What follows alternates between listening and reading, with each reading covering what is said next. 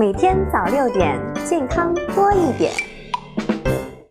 每天早6点，健康多一点。欢迎您收看每天清晨的6点谈健康，我是左小霞。今天是4月11号，也是一个特殊的日子，世界帕金森日。全球有400多万帕金森患者，其中呢有一半在中国，所以说它已经成为危害我们中老年人的第3的杀手。帕金森是一种常见的神经功能性的障碍疾病，也就是人们常说的抖抖病，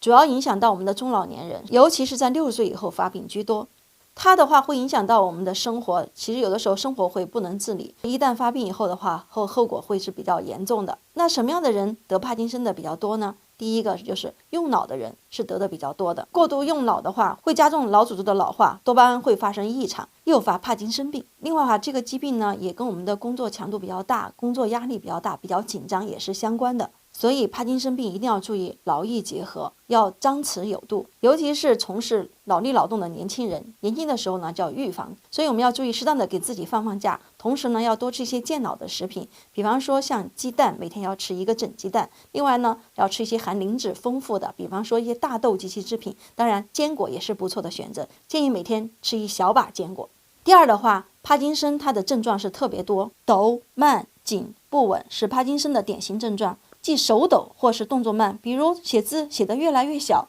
紧呢是指肌肉紧，手伸出去觉得比较僵硬。不稳呢是平衡不好，走路容易晃摔跤。这其实是帕金森病发展到中晚期的症状了，等到真正出现手抖了，这个病可能至少存在3年了，甚至10几年了。而早期的一些症状，比方说嗅觉减退、失眠、焦虑、血压不稳，那这个时候就要引起你的警觉了。有的人甚至在睡眠中呢大吵大闹、踢打同睡的人，所以说这个时候出现这些症状的话，我们到医院去甄别一下，看您是否患上帕金森病了。接下来有9个问题，我们大家一起来做一下自测吧。